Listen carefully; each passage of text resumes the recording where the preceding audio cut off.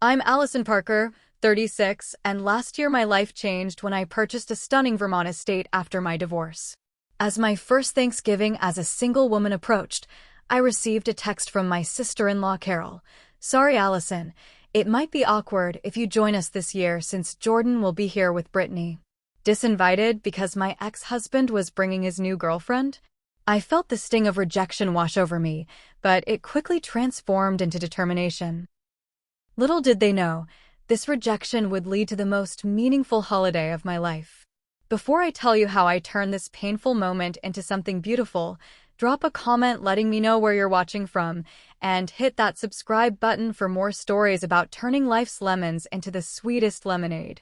Growing up in a middle-class family in Massachusetts, I never imagined I'd one day own a multi-million-dollar estate. My parents, both high school teachers, raised me to value education above material possessions. I worked hard, earned scholarships, and eventually landed at MIT to study computer science. That's where I met Jordan. He was charismatic, ambitious, and studying business administration. We met during a campus mixer my sophomore year when he confidently approached me at the punch bowl. "That algorithm you presented in Dr. Whitman's class was brilliant," he said, impressing me with the fact he'd attended a lecture outside his department just because he'd heard about the smart girl who challenged the professor. Our connection was immediate, both of us driven, both of us hungry to succeed. We dated throughout college, supporting each other through late-night study sessions and celebrating each other's victories. When he proposed the summer after graduation, it felt like the natural progression of our relationship. His parents welcomed me warmly, especially his brother Kevin and Kevin's wife Carol. We were young, in love, and ready to take on the world together. The first few years of marriage were blissful. We rented a small apartment in Boston as I began working for a tech startup and Jordan joined a financial services firm. Our careers were just beginning, but I quickly found my footing in the tech world. My analytical mind and innovative approaches to problem-solving caught the attention of my superiors, and I advanced quickly. Within 3 years, I was leading my own team. Jordan's career moved more slowly. While he was competent, he didn't stand out among his peers the way I did in my field. At first, he celebrated my successes, the promotions, the raises, the recognition. He bragged about his genius wife to friends and family. But as the years passed and the gap between our professional achievements widened, something changed. The comments began subtly. "Must be nice to get another raise while the rest of us are grinding away," or "I guess they just hand out promotions to women in tech these days." I tried to support him, offering to connect him with contacts in my network, but he refused, saying he didn't want charity from his wife.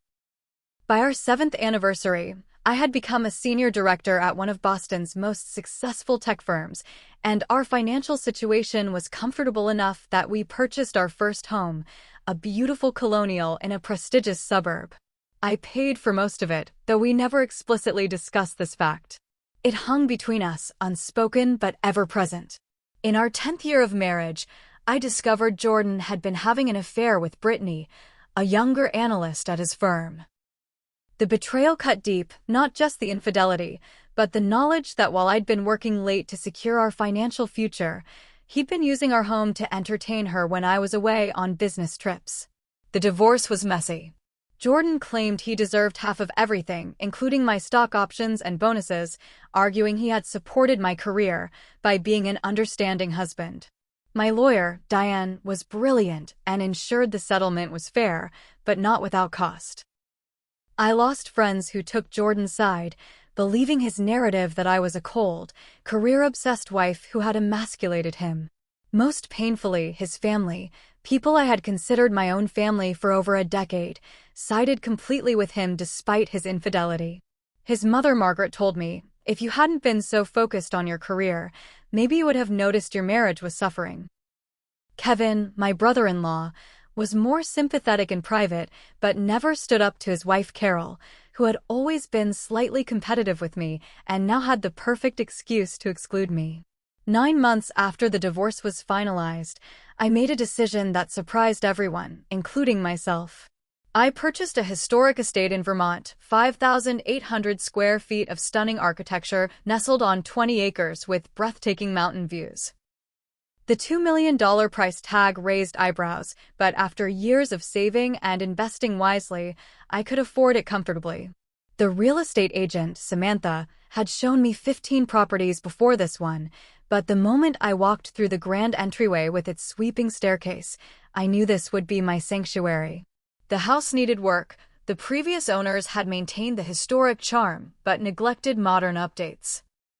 I spent months renovating the kitchen with state-of-the-art appliances while preserving the original hardwood floors.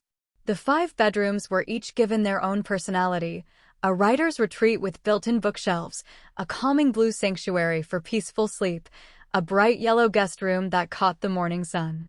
My favorite space became the sunroom overlooking the apple orchard, where I would drink my morning coffee and watch the seasons change.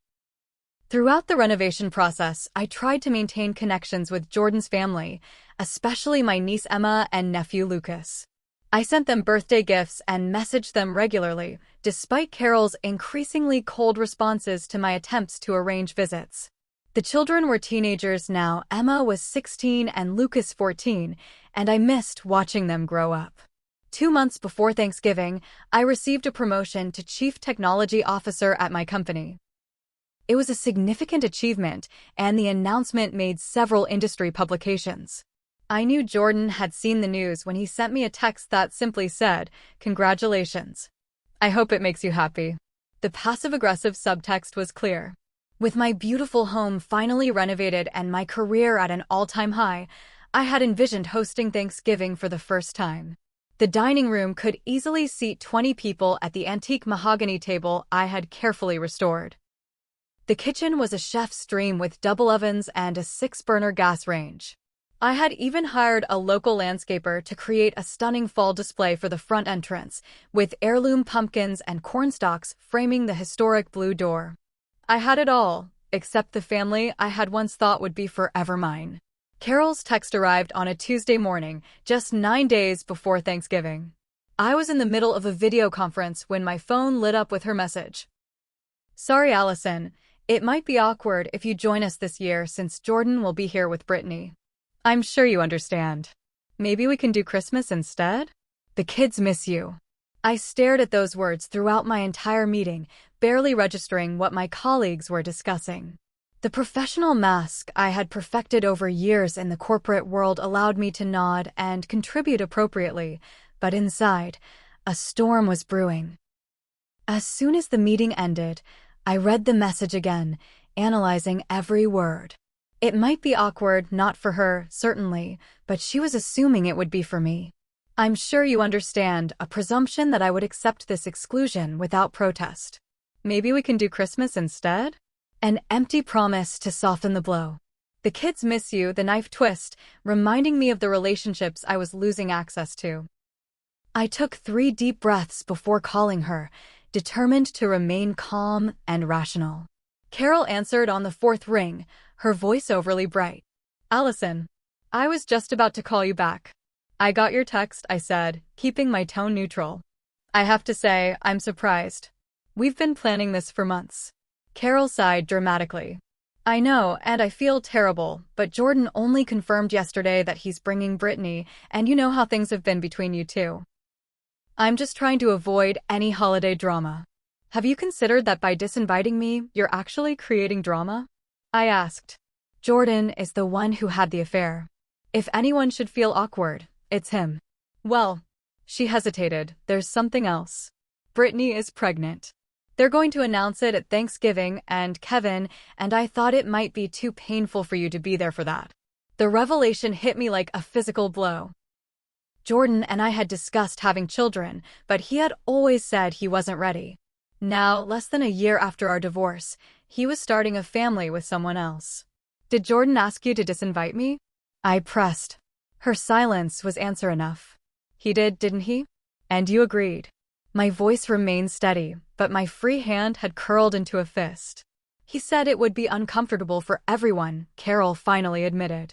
"Allison, try to see it from our perspective. This is a big moment for him, and my feelings don't matter. I finished for her. I've been part of this family for 12 years, Carol. I helped plan Emma's sweet 16 last year. I was there when Lucas broke his arm skiing. Does none of that count anymore? Of course it counts, she said, but her tone lacked conviction. It's just one holiday. We'll figure something out for Christmas, I promise. After ending the call with Carol, I immediately phoned Kevin. He answered sheepishly, clearly aware of the situation. I'm sorry, Allison, he said before I could speak. I told Carol we should include you, but she was worried about keeping the peace. So you're just going along with it? I couldn't keep the hurt from my voice. After everything we've been through as a family? Kevin sighed heavily. You know how Carol gets when she makes up her mind. And with Jordan being my brother. I thought I was family too, I said quietly. You are, he insisted, but we both knew his actions contradicted his words. The call with Kevin left me feeling even worse. Not only was I being excluded, but the one person who might have stood up for me had chosen the path of least resistance. That evening, I tried calling my parents, forgetting they were on a long-planned anniversary cruise in the Mediterranean with limited phone access. My father's voicemail greeted me, and I left a message trying to sound more composed than I felt. They had been looking forward to this trip for years, saving carefully for their 40th anniversary celebration. I couldn't bring myself to spoil it with my problems. My best friend Tanya called just as I was pouring myself a generous glass of Merlot. Tell me everything, she demanded when I answered. I saw your text, and I'm already furious on your behalf. For the next hour, I poured out the whole story while Tanya listened, occasionally interjecting with appropriately outraged comments. Her loyalty was exactly what I needed. That's absolutely unacceptable, she declared when I finished. Carol has always been intimidated by you, and this is her power play. And don't get me started on Jordan. Getting someone pregnant right after divorce is such a cliché. The worst part is feeling like I've lost my place in the family, I admitted. Emma and Lucas are growing up without me now. Have you tried reaching out to them directly? Tanya suggested. Carol monitors Emma's phone, and Lucas barely responds to texts from anyone over 30, I sighed. I send them messages, but I never know if they're actually receiving them. After talking with Tanya, I made the mistake of scrolling through social media. My feed was filled with friends' posts about Thanksgiving preparations. Turkeys being ordered, family recipes being discussed, matching pajamas being purchased for holiday photos. Each post felt like salt in my wound. Carol had already shared her Thanksgiving planning post, so grateful to be hosting the whole family this year. #blessed, #familiarize everything. The irony was bitter. Apparently, the whole family no longer included me. That night, sleep eluded me. I tossed and turned in my king-sized bed, the master bedroom suddenly feeling cavernous and empty. Around 3 in the morning, I gave up and wandered downstairs to the kitchen. The moonlight streamed through the windows, illuminating the space I had designed for entertaining, the space where I had imagined creating new memories. Tears finally came as I sat alone at the kitchen island, surrounded by beautiful things but feeling utterly abandoned. I allowed myself this moment of weakness, this acknowledgement of pain. The rejection stung not just because of the holiday, but because it confirmed my fears, that the connections I had built over 12 years could be so easily severed, that I was expendable to people I had considered permanent fixtures in my life. As dawn broke over the mountains, painting my kitchen in soft pink light, I made a decision. I would not spend Thanksgiving feeling sorry for myself. I would not give Jordan, Brittany, or Carol the satisfaction of picturing me alone and miserable in my big, empty house. I was Allison Parker, the woman who had climbed to the top of her industry through intelligence and determination. I would approach this problem as I approached challenges at work, strategically and creatively. I stood up, washed my face, and walked into my spacious dining room. Looking at the elegant table with seating for 20, an idea began to form. If my former family didn't want me at their Thanksgiving, perhaps it was time to create a new tradition with people who would appreciate being included. The morning after my sleepless night, I took my coffee onto the front porch despite the November chill. The mountains were dusted with the first light snow of the season, and the air had that crisp, clean scent that always made me feel more clear-headed. As I sipped my coffee, I noticed my neighbor Frank retrieving his newspaper from his driveway. Frank was in his 70s, a retired English professor who had moved to Vermont after his wife passed away 5 years ago.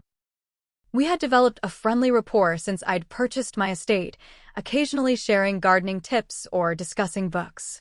"Good morning, Allison," he called, waving his newspaper. "Beautiful day, isn't it?" I invited him up for coffee, and soon we were sitting in my kitchen while I prepared a fresh pot.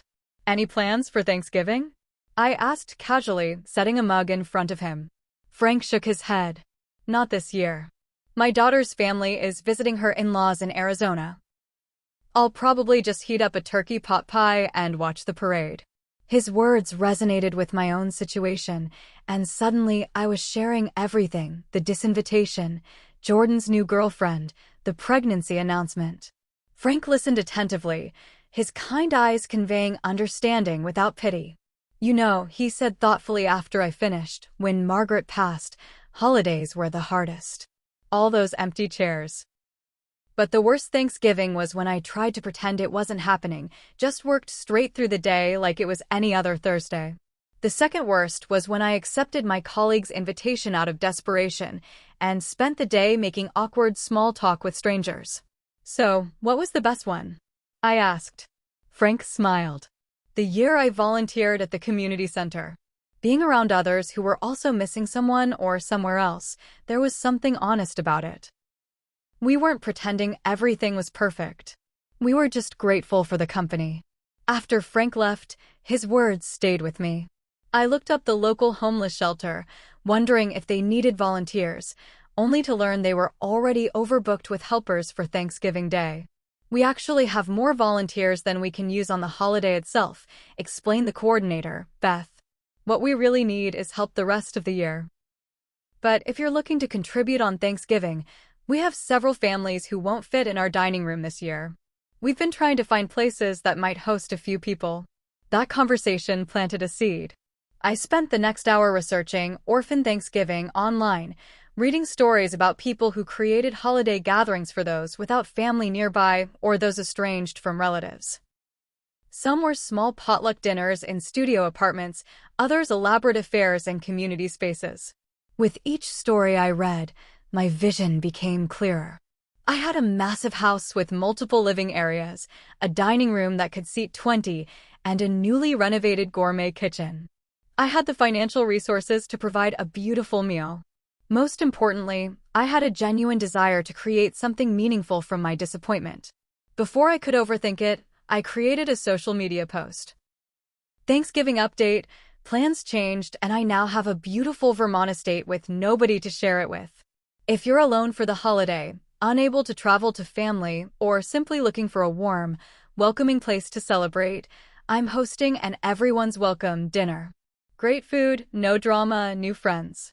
Serious inquiries only, space for about 10 guests. Message for details.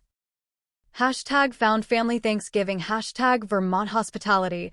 I included a tasteful photo of my dining room with its mountain view, careful not to make it look ostentatious, but appealing enough to show I was serious. After setting up a simple online form for people to provide basic information and any dietary restrictions, I published the post and tried not to obsess over whether anyone would respond. Within 3 hours, I had 5 inquiries.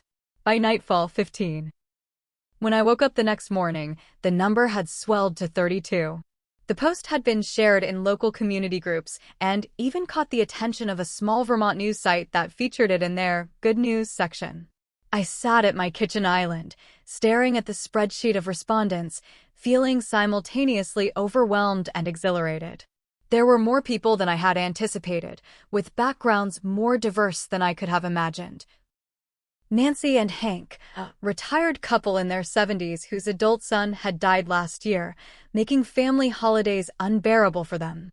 Mike, Jessica, and Tyler, college students from the nearby university who couldn't afford flights home. Melissa, a single mother with 7-year-old twins who had recently moved to Vermont for a job opportunity and knew nobody locally. Daniel, a military veteran in his 30s who had served multiple tours overseas and was struggling to reconnect with civilian life. Several neighbors from the nearby town who were estranged from their families for various reasons. Ryan and Chris, a couple who had been disowned by their families when they came out. The Patel family, recent immigrants who wanted to experience an American Thanksgiving. As I reviewed the list, the magnitude of what I was undertaking began to sink in. This wasn't going to be a casual dinner party. It was becoming a significant event that would require careful planning and considerable resources. But for the first time since receiving Carol's text, I felt genuinely excited about Thanksgiving. I made a comprehensive shopping list, then drove to the local gourmet market, the farmer's market, and finally the wholesale club, filling my SUV with groceries. I purchased 3 20-pound turkeys, 20 pounds of potatoes, countless vegetables, dinner rolls, and ingredients for 8 different pies. The bill was substantial, but I reminded myself that I would have spent nearly as much flying home to my parents for Christmas. This felt like a much better investment. Back at home, I realized I had perhaps been overambitious. Cooking for 30-plus people, even in my spacious kitchen, would be challenging. After a moment of panic, I reached out to a local catering company that had been recommended when I first moved in. "You want full Thanksgiving dinner catering with just 5 days' notice?" Sophia, the owner, sounded skeptical when I called. "Not exactly," I explained my situation. "I've already purchased all the ingredients. I just need help with preparation and service. I'm willing to pay premium rates for the last-minute request." There was a pause before Sophia replied, "Actually, this sounds interesting. Most of our clients this time of year are corporate events with predictable menus. A home gathering with such a diverse guest list, that's the kind of cooking that reminds me why I started this business." We negotiated a reasonable fee for Sophia and 2 staff members to help prepare the food and assist with service. She would arrive early Thanksgiving morning to begin cooking, with her team joining later. With food arrangements settled, I turned my attention to the dining logistics. The main dining room could accommodate 20 at most, so I would need to create additional seating areas. I transformed the library into a second dining space with 2 folding tables I ordered online with rush delivery. The sunroom became a third dining area, more casual with cushioned wicker furniture where the college students could sit comfortably. The next 3 days were a whirlwind of preparations. I created personalized place cards for each guest, wanting everyone to feel specifically invited rather than generically welcomed. I ordered fall flower arrangements from the local florist and collected colorful leaves from my property to create natural centerpieces. I purchased board games, card decks, and conversation starter cards to help break the ice among strangers. On Wednesday afternoon, as I was hanging a Welcome to Thanksgiving banner across the front porch, my phone rang. It was Tanya. "My flight got canceled," she said without preamble. "All flights from Chicago are grounded because of an early winter storm. I'm on standby for tomorrow morning, but it doesn't look promising." Tanya had planned to fly in Wednesday night to help with final preparations before the Thursday gathering. Her absence would make things more challenging, but I assured her we would manage. "Just focus on getting here safely. Whenever that happens," I told her. "We'll save you plenty of food." That evening, as I made final adjustments to the seating chart, I received a text message that made my heart skip. It was from Emma, my niece. "Aunt Allison, Mom told us you're not coming tomorrow. She says it's complicated. I don't understand why adults make everything so difficult. Lucas and I miss you." With tears in my eyes, I carefully composed my response. "I miss you both too, sweetheart. Sometimes grown-ups make choices that don't make sense. I'm hosting my own Thanksgiving this year with new friends. I'll be thinking of you. Maybe we can video chat for a few minutes tomorrow if you have privacy." Emma's reply was quick. "I'd like that. Don't tell Mom I texted you." I went to bed that night feeling a complex mix of emotions, sadness for the family connections that were fraying, but genuine excitement for the new connections waiting to be formed. As I drifted off to sleep, I realized I hadn't thought about Jordan or his announcement for hours. My focus had shifted entirely to creating something meaningful from what had initially felt like rejection. Thanksgiving morning dawned bright and clear, sunlight glinting off the dusting of snow on the mountains. I awoke with butterflies in my stomach and a sense of purpose I hadn't felt in months. My home was about to become a gathering place for strangers united only by their desire for connection on this holiday. I had no idea how it would unfold, but I was ready to find out. Thanksgiving morning arrived with a soft pink sunrise that gradually illuminated the frost-covered landscape surrounding my estate. I had been awake since 5 a.m., too nervous and excited to sleep. After a quick shower and a stronger-than-usual cup of coffee, I did a final walkthrough of the house. The dining areas looked magnificent. The main dining room featured my antique mahogany table extended to its full length and set with the fine china I had inherited from my grandmother. The library had been transformed with 2 rectangular tables pushed together, covered with autumn-colored tablecloths and set with the everyday white stoneware that somehow looked elegant against the backdrop of book-lined walls. The sunroom offered a more casual setting with its wicker furniture arranged around a low table, perfect for the college students who had mentioned they preferred a relaxed atmosphere. At precisely 7 a.m., Sophia the caterer arrived, bringing with her the delicious aromas of pre-prepared dishes and the confident energy of someone who thrives under pressure. "The first turkey needs to go in immediately," she announced, rolling up her sleeves. "Where did you store them?" I showed her the refrigerator where the 3 massive birds were brining in their special solutions. Sophia nodded approvingly at my preparation work as she expertly transferred the first turkey to a roasting pan. "You've done this before," she commented. "Only for much smaller groups," I admitted. "My mother taught me her brining technique years ago." Sophia and I fell into an easy rhythm, preparing vegetables for roasting, assembling casseroles, and setting up a mise en place for the dishes that would need last-minute attention. By 10 a.m., the house was filled with the aromas of roasting turkey, sautéed onions and celery for stuffing, and pumpkin pies baking in the second oven. At 11:30 a.m., Sophia's assistants arrived, followed almost immediately by my first guests.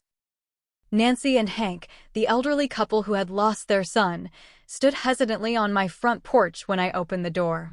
Nancy clutched a small bouquet of dried flowers tied with a ribbon. "We weren't sure what to bring," she said nervously. "We used to be quite good at social gatherings, but it's been a difficult year." I took the flowers with genuine appreciation. "These are beautiful and they'll look perfect on the dessert table. Please come in and make yourselves comfortable." Nancy and Hank moved with the careful deliberation of people who had recently experienced grief, as though they were relearning how to navigate social spaces. I showed them to the living room where a fire crackled in the fireplace and offered them hot apple cider. "Your home is lovely," Hank commented, his eyes taking in the high ceilings and the mountain view through the large windows. "It reminds me of a bed and breakfast we visited for our 40th anniversary in New Hampshire." Before I could respond, the doorbell rang again. This time it was the college students, Mike, Jessica, and Tyler, bundled in colorful scarves and carrying a large shopping bag. "We brought alcohol," Mike announced with the directness of youth. "We didn't know what kind of wine goes with turkey, so we got one of everything." Jessica elbowed him. "What he means is, thank you so much for inviting us. We were prepared for ramen noodles in our dorm room today." I laughed and accepted their offering, directing them to hang their coats in the hall closet. They immediately gravitated toward the sunroom with its casual seating, Tyler already pulling out his phone to take pictures of the view. The next arrival was Melissa with her 7-year-old twins, a boy and girl with matching red hair and freckles. The children were shy at first, hiding behind their mother's legs, but when I mentioned I had set up a craft table in the corner of the family room where they could make Thanksgiving decorations, their eyes lit up. "That's so thoughtful," Melissa said, clearly relieved. "They've been cooped up in our apartment all week because of the cold, and they have a lot of energy to burn." Daniel, the military veteran, arrived precisely at noon, standing at attention on my porch as though reporting for duty. His handshake was firm, his "thank you for having me" formal. He had brought a bottle of bourbon for after the meal, if that's appropriate, and offered to help with any heavy lifting or logistical support needed. Over the next hour, the remaining guests trickled in, 5 neighbors from the nearby town who arrived together, carpooling in an SUV. Ryan and Chris, the LGBTQ+ couple, who brought a traditional apple pie and their small dog Winston, after checking if pets were welcome, and the Patel family, parents, and 2 teenage children, who presented me with a beautiful homemade cranberry chutney that Mrs. Patel explained was American cranberry sauce with Indian spices. Frank, my elderly neighbor, was the last to arrive, walking slowly up the driveway with his black Labrador, Scout, and balancing a homemade apple pie in one hand. I rushed out to help him, touched that he had baked for the occasion. I may be old, but I'm not completely helpless, he protested good-naturedly as I took the pie. Though I will admit, Scout pulled a bit harder than usual on the leash when he smelled what's cooking in your kitchen. By 1 o'clock, my home was filled with the buzz of conversation, occasional laughter, and the continuous background symphony of cooking sounds from the kitchen. Initial interactions were predictably awkward. Strangers making tentative small talk, searching for common ground beyond their shared lack of other Thanksgiving plans. I moved between groups, introducing people with potential shared interests, refilling drinks, and encouraging mingling. The twins had overcome their shyness and were proudly showing their paper turkey creations to Nancy, who responded with the practiced enthusiasm of a former elementary school teacher. Daniel had found common ground with Hank discussing fishing spots in Vermont. The college students were engaged in an animated conversation with Ryan and Chris about a television series they all followed.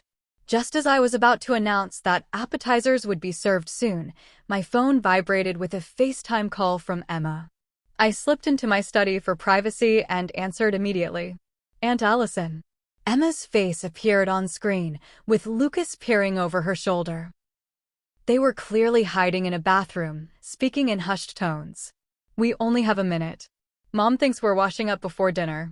It's so good to see you both, I said, fighting back unexpected tears. How are you doing? It's weird here, Lucas blurted out. Dad keeps trying to make everyone act normal, but it's not normal.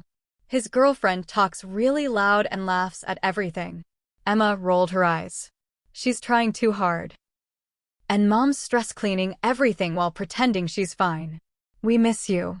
I miss you too, I told them honestly. But I'm doing okay.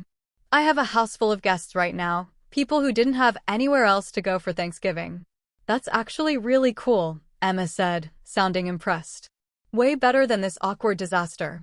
We have to go, Lucas whispered urgently. Someone's coming. Love you both. Call me anytime, I managed to say before the screen went black. I took a moment to compose myself before returning to my guests, unexpectedly emotional after seeing my niece and nephew. Despite the beautiful gathering taking shape in my home, there was still a hollow space where my relationship with them had been. As I rejoined the party, I noticed Sophia standing in the entrance to the kitchen, trying to catch my eye. Her expression told me something was wrong. What is it? I asked quietly, joining her in the kitchen doorway. My other assistant just called. He's stuck in traffic and won't make it. And we have 5 more dinner guests than we planned for. She gestured toward the front window, where a minivan was pulling into my driveway. Beth from the shelter just messaged that they have a family who showed up too late to get space at their Thanksgiving service. She remembered you had volunteered to help and took a chance we could accommodate them. Before I could respond, the doorbell rang. My perfectly orchestrated gathering was about to become considerably more complicated. I opened the front door to find a family of 5 standing uncertainly on my porch, parents who appeared to be in their early 30s and 3 children ranging from about 4 to 10 years old. The father held a grocery store pumpkin pie, while the mother clutched a worn canvas bag to her chest. All 5 wore expressions that mixed embarrassment, hope, and resignation.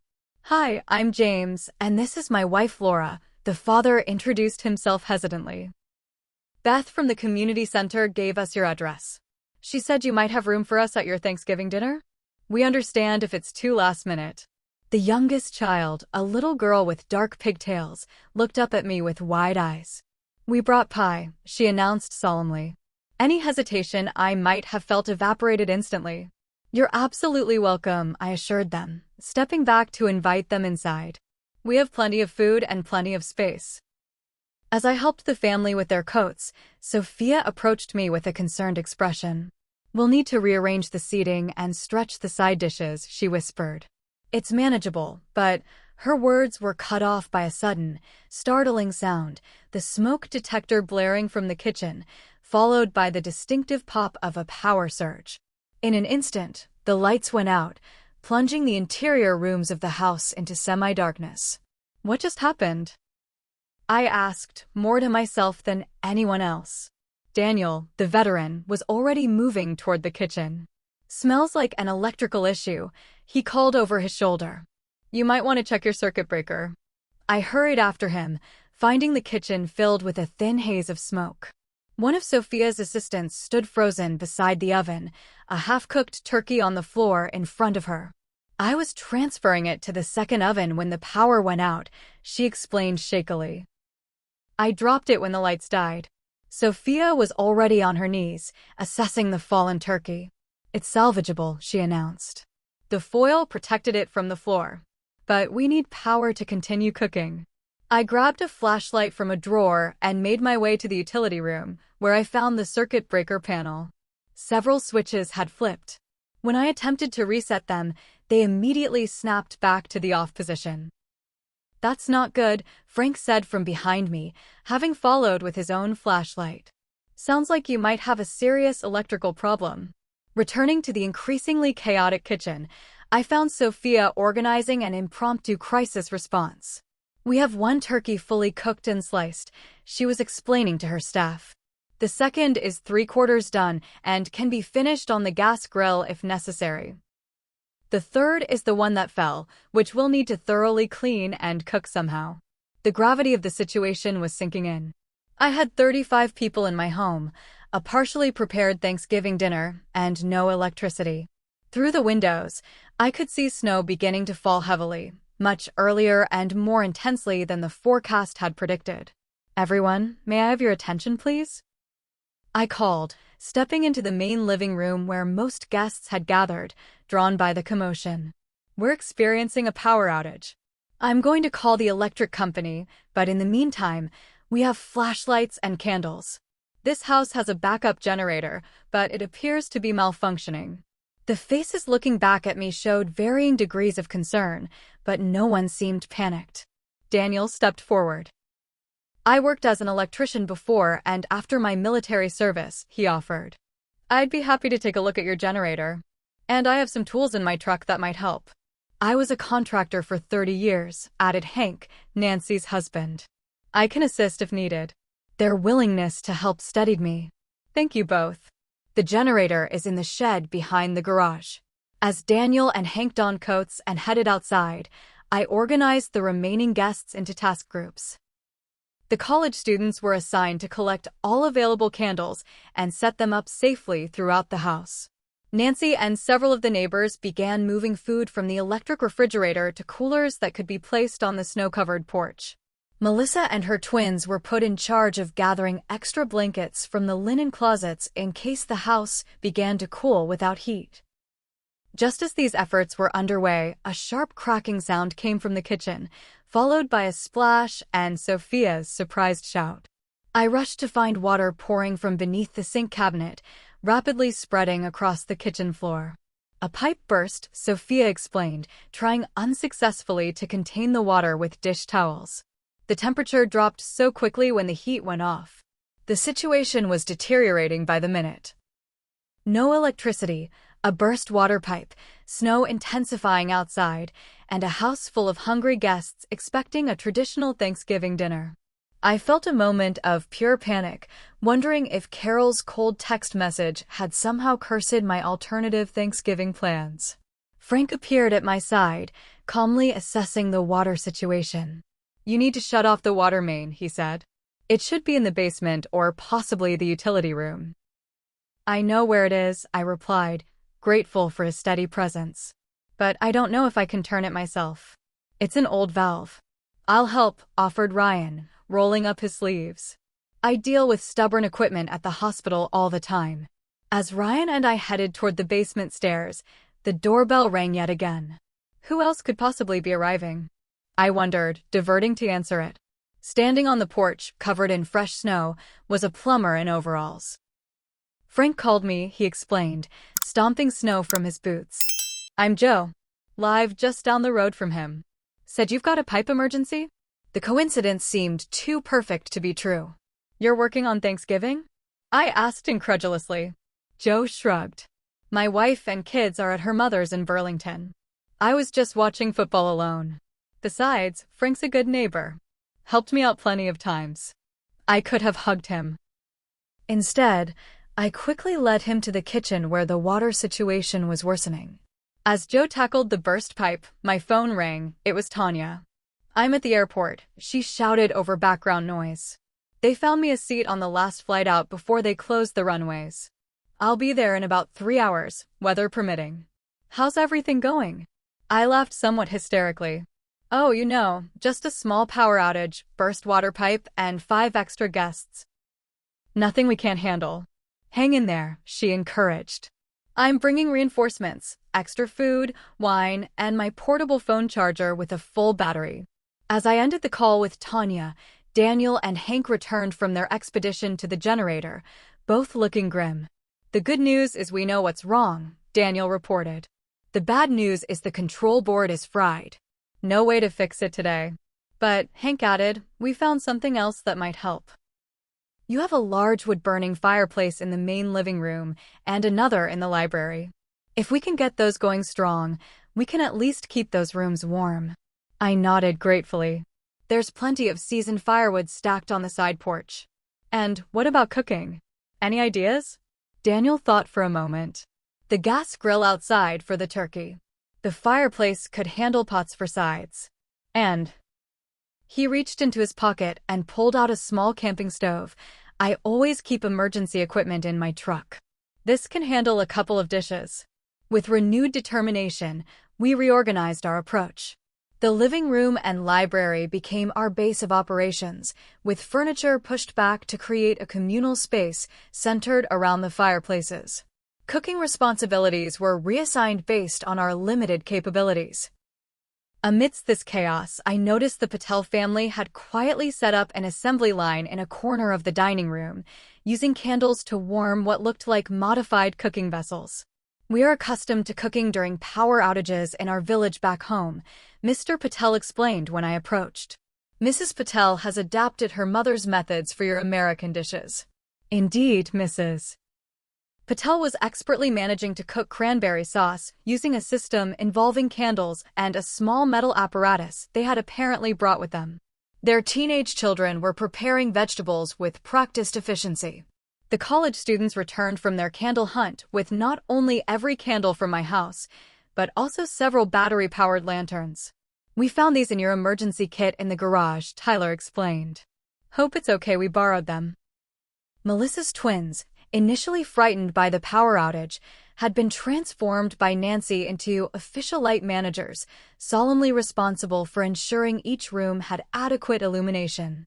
Their faces glowed with pride at their important responsibility. As the afternoon progressed, what had begun as a crisis evolved into something unexpected. The shared challenge had broken down the initial awkwardness between guests.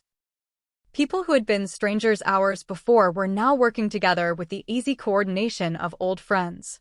Joe the plumber successfully stopped the water leak and was now helping Daniel rig a heating system using the fireplace. The kitchen team, led by Sophia, had adapted to cooking without electricity with remarkable creativity. Ryan and Chris had taken charge of table arrangements, consolidating our original 3 dining areas into one large communal space in the living room where the fireplace provided both warmth and light. Frank, who had disappeared briefly, returned with 3 neighbors I hadn't met before, all carrying additional folding chairs and camp stoves. Hope you don't mind, he said. Word spread about your power situation. The neighborhood wants to help. Just as we were finalizing our revised dinner plans, the front door burst open, admitting a snow-covered Tanya clutching several bags. Made it, she announced triumphantly. Flight was diverted to a smaller airport, and I had to hire a local with a snowmobile for the last 5 miles, but I'm here. And I brought reinforcements. From her bags, she produced battery-powered string lights, more candles, several bottles of wine, and containers of pre-made side dishes she had somehow acquired during her journey. The airport restaurants were closing and giving away their Thanksgiving prep, she explained, hanging her snow-drenched coat by the fire. I convinced the manager at Chelsea's Kitchen to donate to our cause. Looking around at the bustling activity, the warm glow of candlelight, and the faces of people who had come together to overcome shared challenges, I felt a sudden, unexpected surge of emotion. This improvised gathering in crisis bore little resemblance to the perfectly orchestrated event I had planned, yet somehow it felt more genuine, more meaningful. As if reading my thoughts, Frank appeared at my side, handing me a glass of wine. "Not quite what you envisioned for your first Thanksgiving in Vermont," he observed. I took a sip and smiled. "No," I agreed, watching as Melissa's twins carefully placed candles on the now consolidated dining table, supervised by Nancy. "It's turning out to be something much better."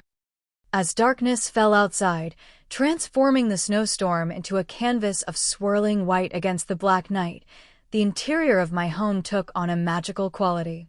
Dozens of candles and battery-powered lights created pools of golden illumination throughout the main living areas.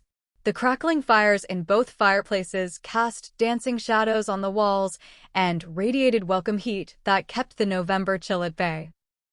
The dining tables had been rearranged into one long, continuous setup that stretched from the living room through the wide doorway into the library. White tablecloths were complemented by the fall-colored napkins, creating a visual continuity despite the mismatched tables and chairs. The centerpieces of pine cones, candles, and fall leaves looked even more enchanting in the firelight than they would have under electric lighting. "Dinner is ready," Sophia announced at precisely 5:30, appearing from the kitchen with a platter of beautifully sliced turkey. Behind her came a procession of helpers carrying dishes that represented our collective ingenuity: mashed potatoes kept warm in Dutch ovens beside the fire, green bean casserole finished on camp stoves, stuffing baked partially in the oven before the power failed and completed in covered pots near the flames. Mrs. Patel's cranberry chutney had been supplemented by her impromptu creation of spiced roasted vegetables using her candle-powered cooking apparatus. Daniel had managed to save the dropped turkey by finishing it on the gas grill, while the college students had taken charge of the gravy, whisking it continuously over portable burners to keep it from separating. Joe the plumber, who had stayed to help after fixing the pipe, had contributed his family's secret recipe for no-bake pumpkin mousse when it became clear that the pies wouldn't be properly baked. His concoction, served in individual cups and topped with crushed graham crackers, was arranged on a tray held proudly by Melissa's twins.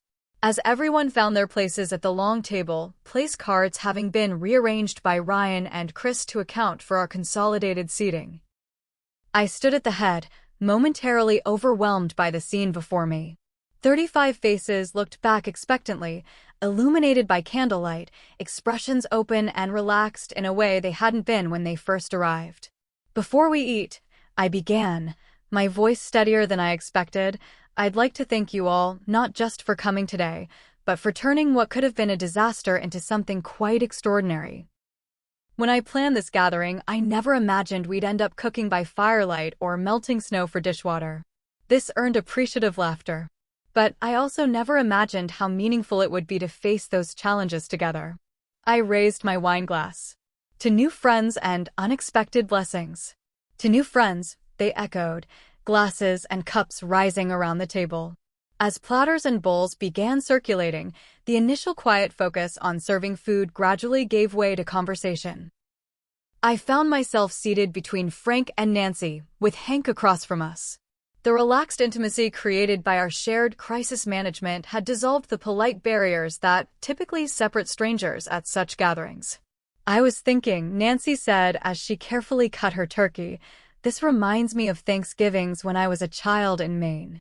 We lost power nearly every winter, and my mother always said those were her favorite holidays. When we all had to work together and couldn't retreat to separate rooms with televisions and telephones. We've forgotten how to navigate hardship together," Frank agreed. "There's something valuable in it."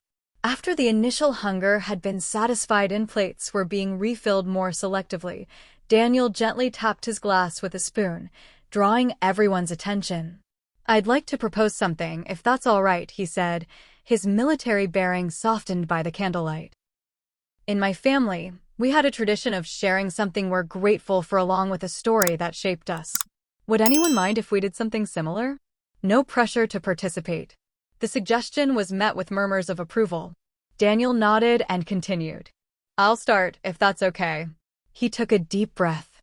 "I'm grateful to be here tonight because 3 years ago, I didn't think I'd see another Thanksgiving.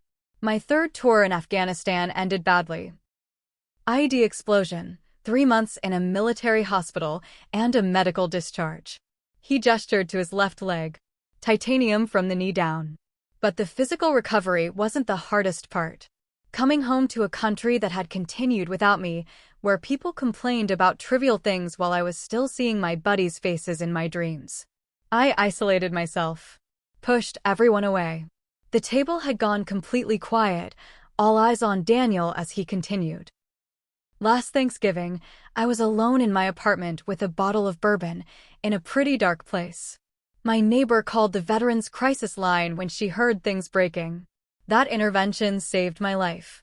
The counselor who responded that night invited me to her family's Thanksgiving the next day. I didn't go, wasn't ready. But this year, when I saw Allison's post, something told me it was time to try again." He raised his glass. "So I'm grateful for second chances and for the reminder that there's still good in the world worth fighting for." The silence that followed was profound, free of awkwardness, filled instead with collective recognition of shared humanity. Nancy was the first to speak next. "I'd like to share, if I may," she said softly. Her husband Hank reached for her hand as she began. "We lost our son Kevin last year. Brain aneurysm. No warning. He was 38, with a wife and 2 children." Her voice wavered but remained steady. "For almost a year now, we've been going through the motions of living. Our friends mean well, but they don't know what to say, so they say nothing. Our daughter-in-law moved to Arizona with the grandchildren to be near her parents, which we understand, but—" She squeezed Hank's hand. "The holidays were Kevin's favorite time. He always made the gravy, always carved the turkey, always made terrible jokes." Nancy paused, blinking back tears. "This is our first Thanksgiving without pretending for someone else's benefit. And sitting here, in this beautiful candlelight, with all of you who were strangers this morning, somehow it feels right. Grief isn't something to hide from, it's the price we pay for having loved deeply. I'm grateful we had our son for the time we did, and I'm grateful to be here with people who understand that life is complicated and messy and still worth celebrating." One by one, others began to share. Melissa spoke about her journey as a single mother after her husband abandoned the family, and how her twins had become her strength rather than a burden. Ryan and Chris recounted their experience being rejected by their families when they came out, and how they had built a chosen family of friends who accepted them completely. The Patel family, speaking in turns with the children translating occasionally for their mother, described their immigration journey from India and their determination to embrace American traditions while maintaining their cultural heritage. "This is our first real American Thanksgiving," their teenage daughter explained, "but we have been practicing gratitude in our prayers every day since arriving in this country. America has challenges, but also so much opportunity." Even the college students, initially shy about sharing among so many adults, eventually opened up. Jessica revealed that her parents' divorce had left family holidays fractured and tense, with each parent expecting her to choose sides. "Being here is actually more peaceful than either alternative," she admitted. The sharing continued around the table, stories of loss and resilience, disappointment and hope, failure and redemption. The meal stretched into its third hour, candles replaced as they burned down, wine bottles emptied and new ones opened. The initial disaster of power outage and burst pipes had created a space where authentic connection flourished, free from the carefully maintained facades that often characterize holiday gatherings. As apple pie and Joe's pumpkin mousse were being distributed for dessert, a commotion at the front door drew my attention. Kevin, my brother-in-law, stood in the entryway, snow dusting his coat and hair. Behind him were Emma and Lucas, their eyes wide as they took in the candlelit scene. "Sorry to interrupt," Kevin said sheepishly. "The kids wanted to see you and, well, things got a little tense at Carol's." He lowered his voice. Jordan's announcement didn't go as planned. His girlfriend got upset when someone asked about wedding plans, and it turned into a whole thing.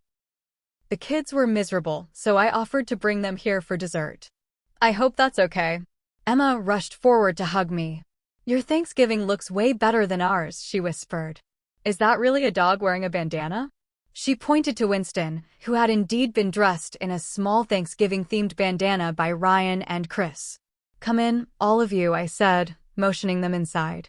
"There's plenty of food left, and we're just starting dessert." As Kevin, Emma, and Lucas shed their coats and were welcomed by my guests, the twins immediately gravitating toward Lucas, showing him their candle arrangements, my phone rang. It was a video call from my parents, finally with reliable internet connection on their cruise ship. "Allison, honey, happy Thanksgiving." My mother's face appeared on screen, my father leaning in beside her. "We finally have good reception. How's your day going?" I turned the phone to capture the candlelit gathering, the long table of newfound friends, my niece and nephew being introduced to everyone, the dogs sleeping contentedly by the fire. "It's perfect, Mom," I told her truthfully. Not at all what I planned, but exactly what I needed. Later, as the evening progressed and my parents had been virtually introduced to all my guests, Ryan approached with his phone. "We created a group chat," he explained, showing me the screen. "We're calling it the Vermont family. Everyone's contact information is already added. We thought maybe this doesn't have to be just a one-time thing." Looking at the chat group, I felt a wave of emotion. The name, the Vermont family, captured perfectly what had unexpectedly formed in my home, not a collection of refugees from other Thanksgivings, but a genuine community connected by shared experience and mutual support. As if to punctuate this realization, the lights suddenly flickered back on, drawing cheers and then, surprisingly, groans from around the room. "Turn them off," called Jessica. "It's better with the candles." Laughing, I flipped the switches, returning us to the intimate glow of firelight and candles. In the soft light, surrounded by new friends and family both chosen and biological, I silently acknowledged how thoroughly my initial disappointment had been transformed into something far more valuable than I could have imagined. The rejection that had felt so painful just days earlier now seemed almost irrelevant, not because it had stopped hurting, but because it had led me here, to this moment of authentic connection that no perfectly planned, power-enabled dinner could have created. The morning after Thanksgiving dawned bright and clear, sunlight glinting off fresh snow that blanketed the landscape. The storm had passed during the night, leaving behind a pristine winter wonderland and, thankfully, restored power throughout the house. I awoke to the gentle hum of the heating system and the distant sounds of quiet conversation from downstairs. Several guests had stayed overnight. Some by necessity due to the storm, others by choice as the evening had stretched into the early morning hours with no one eager to end the unexpected magic of the gathering. The college students had claimed the media room floor with sleeping bags, while Nancy and Hank took the guest room nearest the stairs due to Hank's arthritic knee. Daniel had insisted on sleeping on the couch to keep the fire going, though I suspected his military training made him more comfortable positioned near the home's entrance. The family that had arrived last minute, James, Laura, and their 3 children, had gratefully accepted the third-floor bedroom suite when it became clear the rural roads to their rental cabin remained impassable. I pulled on a warm sweater and made my way downstairs, where I found Daniel and Frank in the kitchen, already preparing coffee and a breakfast of French toast using bread that had been intended for stuffing. "Hope you don't mind," Frank said, sliding a perfect golden slice onto a plate. "Seemed like the troops would need sustenance after yesterday's adventure." "The power came back around 3 a.m., Daniel reported. "I reset all your appliances and checked the generator. Your circuit breaker is functioning normally now, but you might want to have an electrician look at the whole system." Old houses like this can have quirky electrical issues. I accepted the coffee Frank offered, taking a grateful sip. I can't thank you both enough for everything yesterday. You basically saved Thanksgiving. Frank waved away my thanks. This was the most enjoyable holiday I've had in years. Margaret would have loved every minute of it. His mention of his late wife came naturally, without the shadow of grief that had been present when he first moved to Vermont. Over the next hour, the house gradually came to life as guests emerged from various rooms, drawn by the aroma of coffee and breakfast. The atmosphere was entirely different from the previous day's initial awkwardness. The shared crisis had forged connections that would normally take months to develop. Inside jokes had already formed, and people moved through my home with the comfortable familiarity of old friends. Melissa's twins had bonded completely with my niece and nephew. The 4 children huddled together at the kitchen island planning what appeared to be an elaborate snow fort construction. Kevin joined me by the coffee maker, looking more relaxed than I had seen him in months. Carol called 3 times last night, he confided quietly. I turned off my phone after the first call. She needs to realize I'm serious about not letting her dictate family relationships anymore. He hesitated. I told her I wouldn't be coming to Christmas if you weren't explicitly invited, and neither would the kids. I was touched by his newfound assertiveness, but concerned about causing further family friction. Kevin, I appreciate that, but I don't want to create more problems. The problems were already there, he replied firmly. Yesterday made me see how much we've all been catering to Jordan's ego at the expense of actual family bonds. The kids adore you, and cutting you out was wrong. Period. Our conversation was interrupted by the arrival of Sophia, who had returned to help with cleanup despite my insistence that she take the day off. My family's having their Thanksgiving today, since I was working yesterday, she explained, already organizing the dishwasher loading with military precision.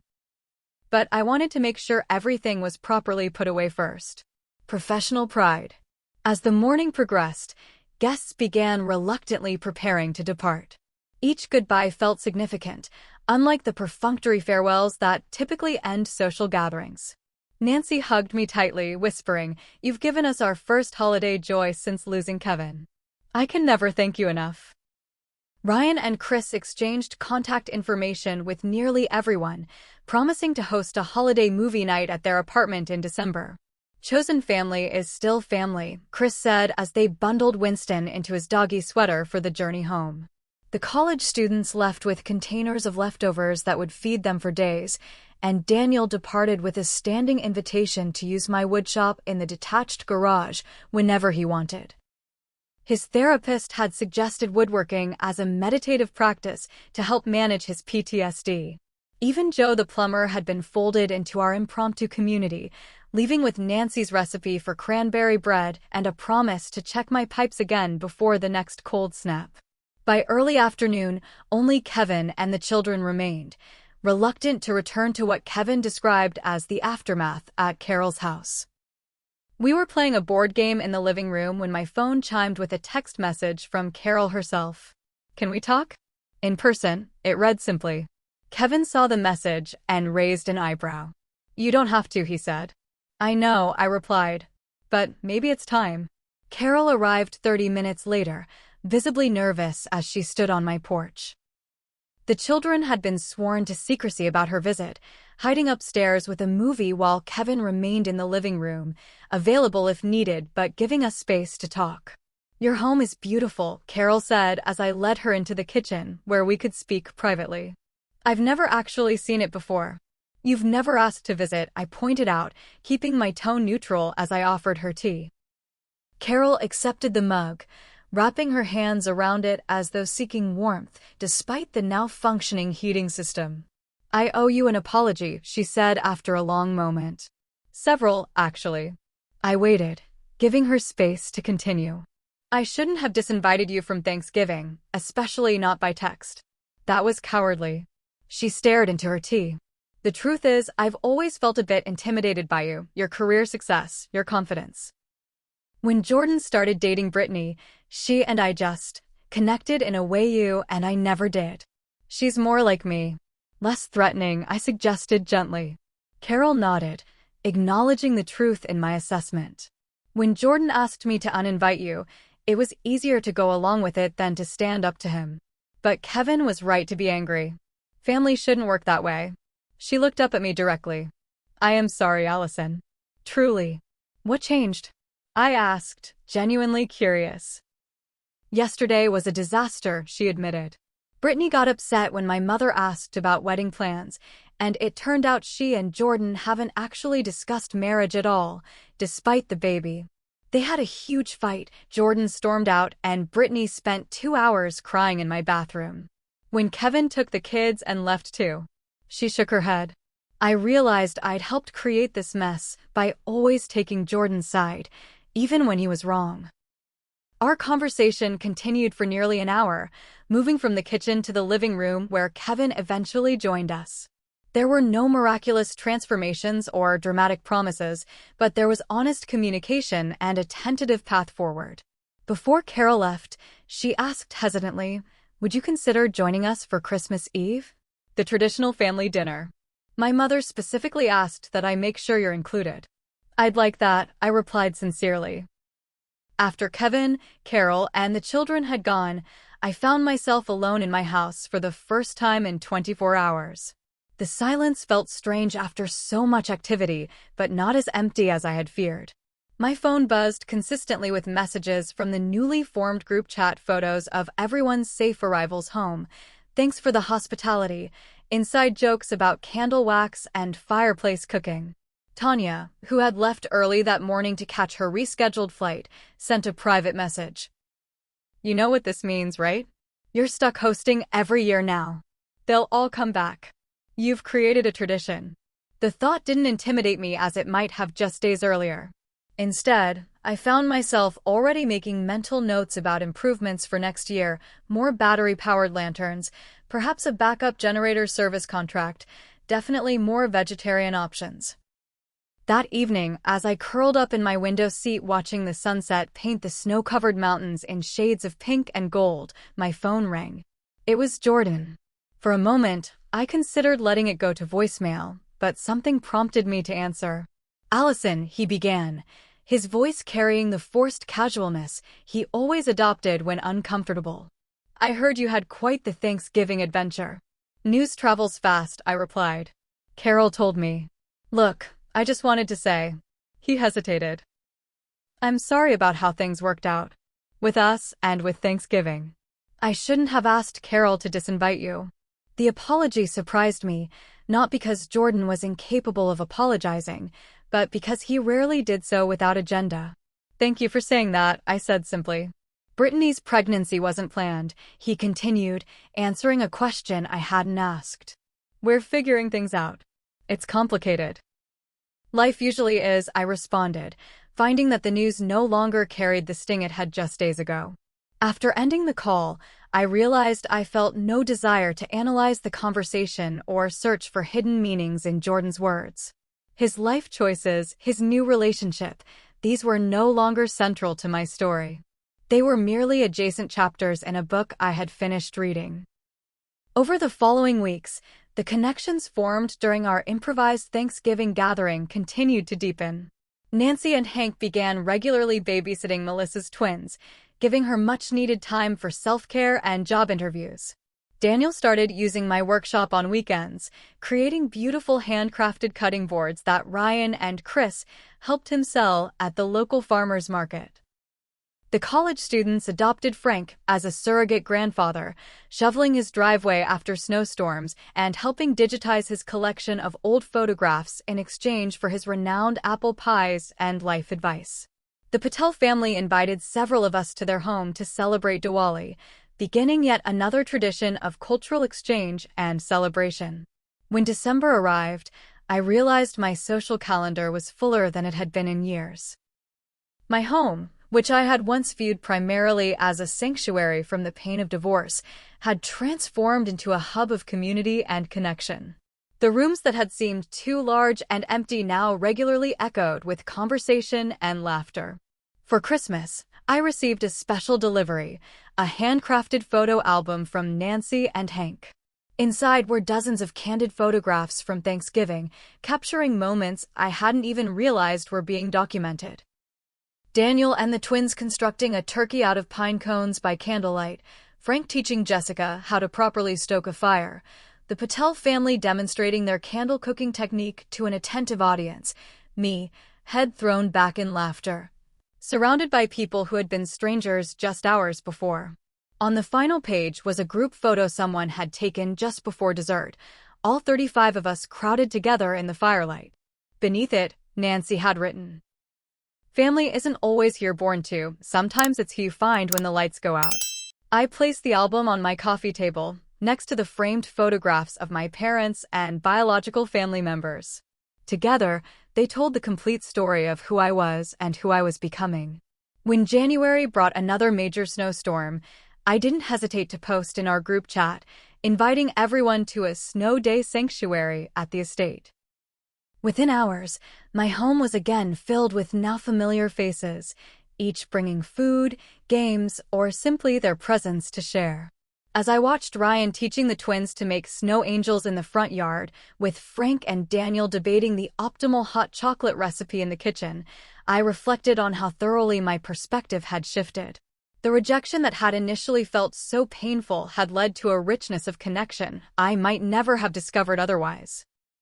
The $2 million Vermont estate I had purchased as a solitary refuge had become something far more valuable, the heart of a community, a chosen family bound not by obligation, but by genuine care. The careful renovation I had overseen now seemed most worthwhile not for its aesthetic beauty, but for how it created space for others to feel welcome and at home. Sometimes the most meaningful traditions begin with a breakdown rather than a plan. Sometimes being excluded from one table leads to creating a bigger, more welcoming one of your own. And sometimes, when life closes a door or disinvites you from Thanksgiving, it's not the end of the story, but merely the beginning of a far more beautiful chapter.